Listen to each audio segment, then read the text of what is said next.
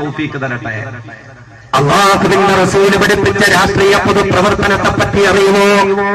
എന്റെ സഹോദരങ്ങളെ, പൊതുപ്രവർത്തനം ഇസ്ലാമിക വിരുദ്ധമെന്ന് കരുതല്ലേ, രാഷ്ട്രീയം ഇസ്ലാമിക വിരുദ്ധമെന്ന് കരുതല്ലേ. ഏത് പാർട്ടിയായാലും ഏത് സംഘടനയായാലും ഏത് രാഷ്ട്രീയമായാലും അല്ലാഹുവിന്റെ റസൂല് പറഞ്ഞത് മുമ്പല്ലഗദാ സുൽത്താൻ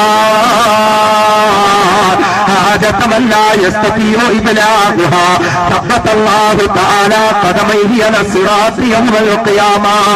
അല്ലാഹുവിന്റെ റസൂല് പറയുകയാണ്, ഒരു മനുഷ്യൻ പൊതുപ്രവർത്തനം നടത്തിയാൽ, എന്റെ പ്രിയപ്പെട്ട ചെറുപ്പക്കാരാ, 5 നേരം നിസ്കരിക്കുന്ന, പടച്ചതമ്പുരാന് വേണ്ടി സുന്നത്ത് നോമ്പ് ഉൾപ്പെടെയെടുക്കുന്ന, ദിക്റ് ചൊല്ലുന്ന, സലാത്ത് ചൊല്ലുന്ന ചെറുപ്പക്കാരാ, അല്ലാഹുവിന്റെ റസൂല് പറയുന്ന പൊന്നുമോനെ രാഷ്ട്രീയ പ്രവർത്തനം നടത്തുക, പൊന്നുമോനെ പൊതുപ്രവർത്തനം നടത്തുക.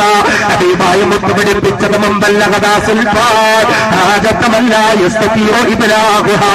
സമൂഹത്തിൽ അവഗണിക്കപ്പെടുന്ന മനുഷ്യമക്കളില്ലയോ, അവരുടെ അവകാശത്തിന് വേണ്ടി അധികാരികളുടെ അരമനയിലേക്ക് പോകുന്നതാരാ?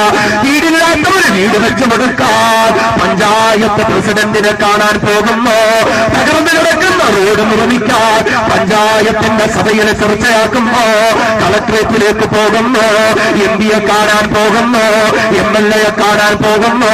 ഇപ്രകാരം രാഷ്ട്രീയ പ്രവർത്തനം നടത്തുന്ന, പൊതുപ്രവർത്തനം നടത്തുന്ന ഒരു മനുഷ്യൻ, ഒരു രാഷ്ട്രീയക്കാരൻ, പൊതുപ്രവർത്തകൻ, ഹബീബായ റസൂല് പറയുന്നു, പേടിക്കല്ലേ, തബ്ബതല്ലാഹു തആല ഖദമൈഹി അലാ സിറാത്തി യൗമൽ ഖിയാമ.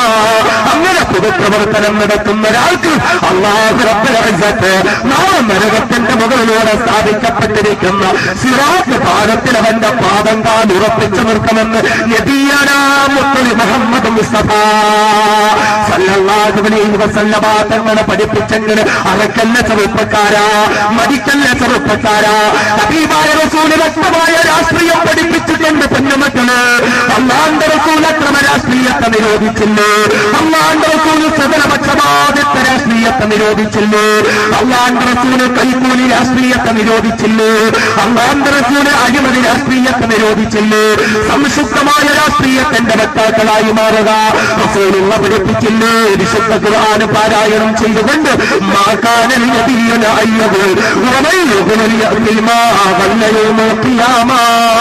അല്ലാഹുവിന്റെ പ്രവാചകനായ ഒരു പ്രവർത്തകനും ഒരിക്കലും അഴിമതി കാണിക്കാൻ പറ്റില്ല. ആരെങ്കിലും അങ്ങനെ അഴിമതി കാണിച്ചാൽ അള്ളാന്റെ മുമ്പിൽ അഴിമതി സമ്പത്തുമായി കടന്നു വരേണ്ടി വരുന്നതാ.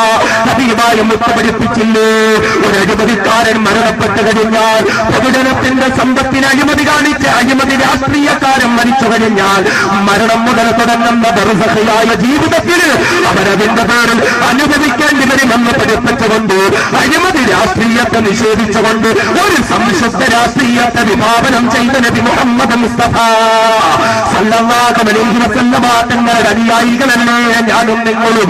ലഅനല്ലാഹു റാസി വൽ മുർതസി വറായിസ അല്ലദീ യംശി ബൈനഹുമാ. കൈക്കൂലി വാങ്ങുന്നവൻ, കൈക്കൂലി കൊടുക്കുന്നവൻ, കൈക്കൂലിക്കാർക്കിടയിൽ മധ്യസ്ഥരായി നിലനിൽക്കുന്നവൻ ഉൾപ്പെടെ മുഴുവൻ കൈക്കൂലി രാഷ്ട്രീയക്കാരും അല്ലാഹു ശപിച്ചെന്ന് പഠിപ്പിച്ചില്ലേ നബി മുഹമ്മദ് മുസ്തഫ. കൈക്കൂലിക്കാരൻ നാളെ അല്ലാഹുവിന്റെ മുന്നിൽ ഹാജരാക്കപ്പെടുമ്പോൾ അവന്റെ വലതു കൈയും ഇടതു കൈയും തമ്മിൽ കൂട്ടിക്കെട്ടപ്പെട്ടിട്ട് അല്ലാഹു നരകത്തിലേക്ക് ആ കൈക്കൂലിക്കാരനെ വലിച്ചെറിയുമ്പോൾ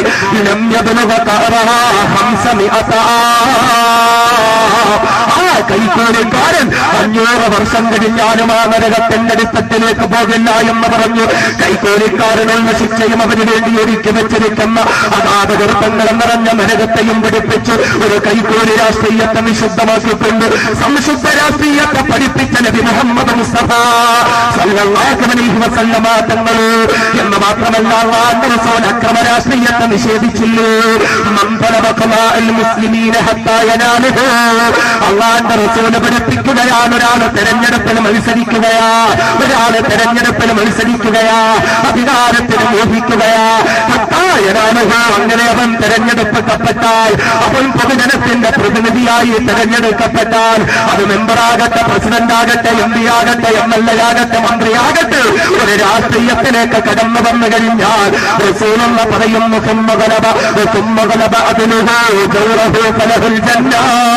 അങ്ങനെയുള്ള ഒരു സംശുദ്ധ രാഷ്ട്രീയക്കാരൻ അക്രമത്തെക്കാൾ നീതിയുക്തമായ രാഷ്ട്രീയത്തിന് സ്ഥാനം കൊടുത്താൽ അവന് സ്വർഗം പടച്ചവൻ വെച്ചിരിക്കുന്നെന്ന് പറഞ്ഞു. ഒരു സംശുദ്ധ രാഷ്ട്രീയക്കാരന് സ്വർഗമുണ്ടെന്ന് പഠിപ്പിച്ച നബി മുഹമ്മദ് മുസ്തഫ. എന്നാലോ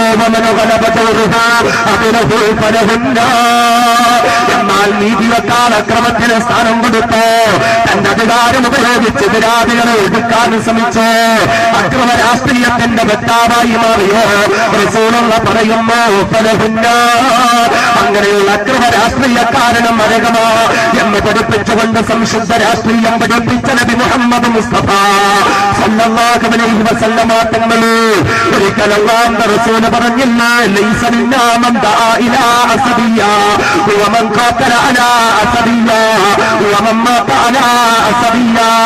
അല്ലാഹുവിന്റെ റസൂൽ പറയുന്നു, വർഗീയതയിലേക്ക് ക്ഷണിക്കുന്നവൻ എന്നിൽപ്പെട്ടവനല്ല, വർഗീയതയ്ക്ക് വേണ്ടി സമരം ചെയ്യുന്നവൻ എന്നിൽപ്പെട്ടവനല്ല, വർഗീയതയ്ക്ക് വേണ്ടി മരിച്ചവനും എന്നിൽപ്പെട്ടവനല്ല. സഹാബത്ത് ചോദിച്ചു, വമൻ അസബിയ്യതു യാ റസൂലല്ലാഹ്. അല്ലാഹുവിന്റെ റസൂൽ പ്രിയപ്പെട്ട ഹബീബേ, വർഗീയത എന്ന് പറഞ്ഞാൽ എന്താ? എന്റെ സഹോദരങ്ങളെ, എനിക്കും നിങ്ങൾക്കും ഒരു തെറ്റിദ്ധാരണയുണ്ട്.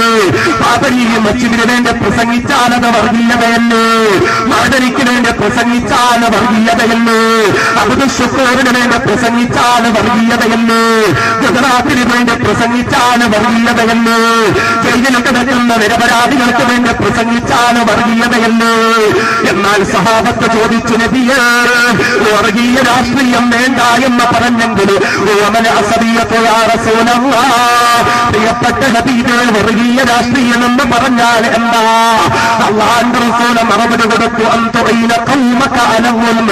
നിന്റെ പാർട്ടിക്കാര് ചെയ്യുന്ന തെറ്റുകളെ സപ്പോർട്ട് ചെയ്യലാ, നിന്റെ പാർട്ടി ചെയ്ത അഴിമതികളെ സപ്പോർട്ട് ചെയ്യലാ, നിന്റെ പാർട്ടി ചെയ്യുന്ന അക്രമങ്ങളെ സപ്പോർട്ട് ചെയ്യലാ, നിന്റെ പാർട്ടി ചെയ്യുന്ന അതിക്രമങ്ങളെ സപ്പോർട്ട് ചെയ്യലാ എന്ന് പറഞ്ഞുകൊണ്ട് സുഗതപക്ഷപാതത്തെ രാഷ്ട്രീയത്തെ പേരോട് പിന്തുടർന്നുകൊണ്ടൊരു സംശുദ്ധ രാഷ്ട്രീയത്തെ പഠിപ്പിച്ച മുഹമ്മദ് മുസ്തഫ.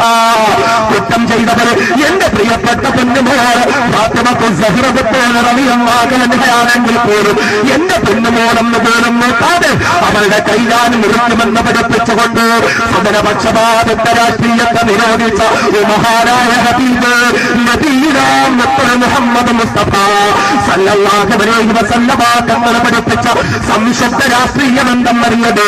ആ രാഷ്ട്രീയ വിപ്ലവ വിമോചന പ്രവർത്തനങ്ങളറിഞ്ഞ് അതിന്റെ പക്ഷക്കാരായി മാറാൻ ഏത് പാർട്ടിയിലൂടെയാണെങ്കിലും സംഘടനയുടെയാണെങ്കിലും ഈ സംശുദ്ധ രാഷ്ട്രീയത്തിന്റെ വക്താക്കളാകാൻ എന്റെ ചെറുപ്പക്കാരെ നിനക്ക് കഴിയട്ടെ.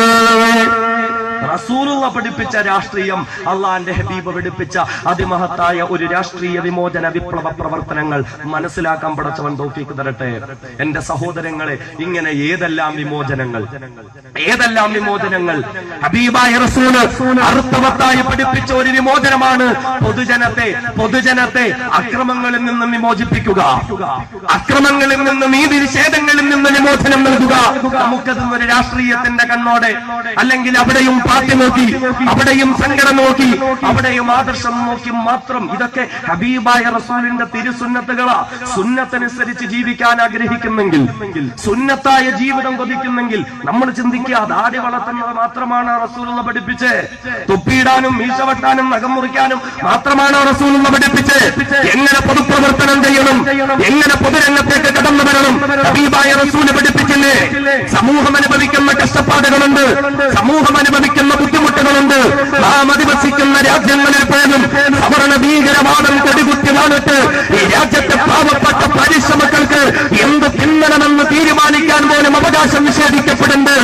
എങ്ങനെ ജീവിക്കണമെന്ന്, എന്ത് വിശ്വാസം സ്വീകരിക്കണമെന്ന്, എന്ത് പഠിക്കണമെന്ന്, എന്ത് ധരിക്കണമെന്ന് പോലും അവകാശം നിഷേധിക്കപ്പെടുന്നത്